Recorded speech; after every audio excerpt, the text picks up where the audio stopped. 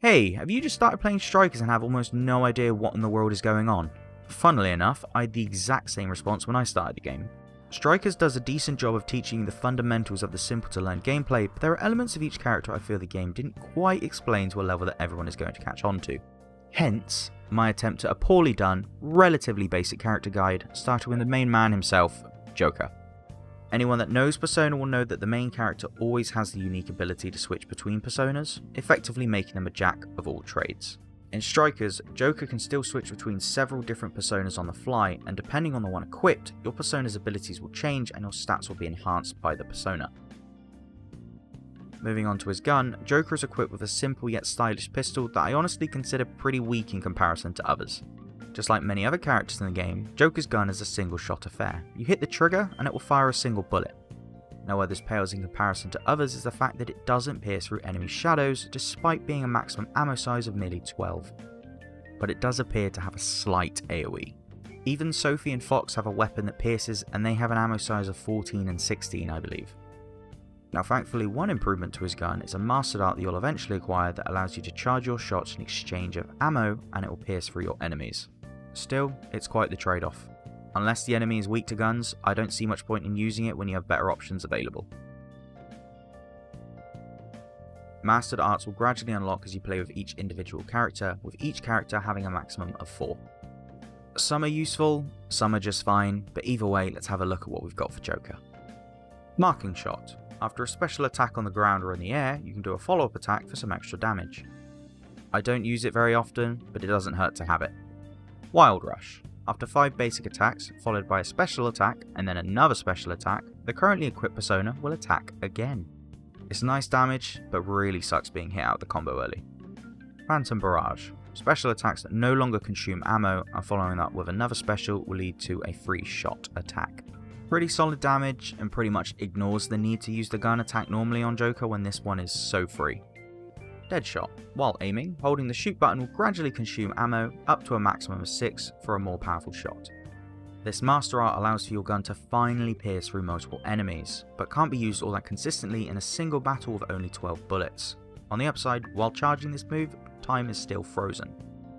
Honestly, looking at all of Joker's master arts, they aren't all that impressive. Having a gun attack that's free is really nice, but Deadshot I don't see being all that viable, except against the few times you're against a boss that's weak to guns. Marking Shot is just kinda meh, but having access to another free persona cast in the form of Wild Rush is real good providing you're allowed to finish the combo. Moving on to combos and attacks, thanks to Joker's persona switching, there's a lot of variance with his combos. Always having access to a free persona cast through these combos makes you never really need to summon your persona and cast an ability. So let's have a look at these combos then. A basic attack followed by a special attack doesn't really lead to much, it's just a quick pop up into the air. 2 basic attacks into a special will end up with a poke, but if you add another special attack onto the end, your equipped persona will do their own attack at the end of this combo. As you can see, depending on the persona that's currently equipped, the attack will completely change. This helps cement just how versatile Joker really is as a character.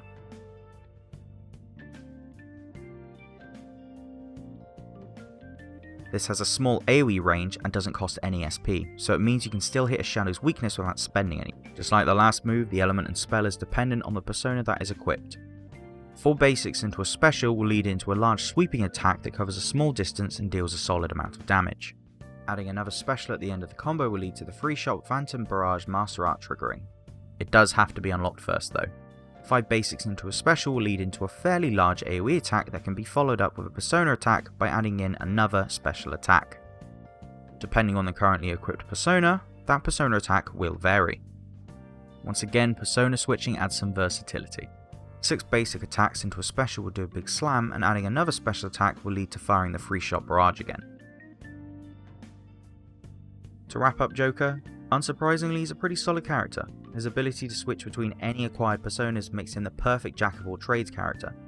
And because so many of his combos lead into persona attacks, it means you can land free ability casts on an enemy without the cost of SP.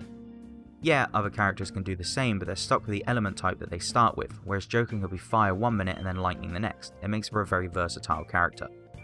Quite frankly, his gun sucks, but considering his default special attack becomes free to use and leads into another free shot without any cost, enemies that are weak to guns have a rough time with that move. I personally don't care for a lot of his master arts.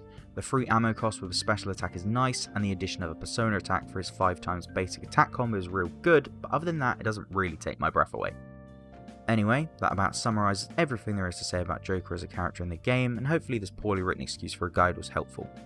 Because I know when I first started the game, there were a few things that I didn't even notice until 8 hours had gone by.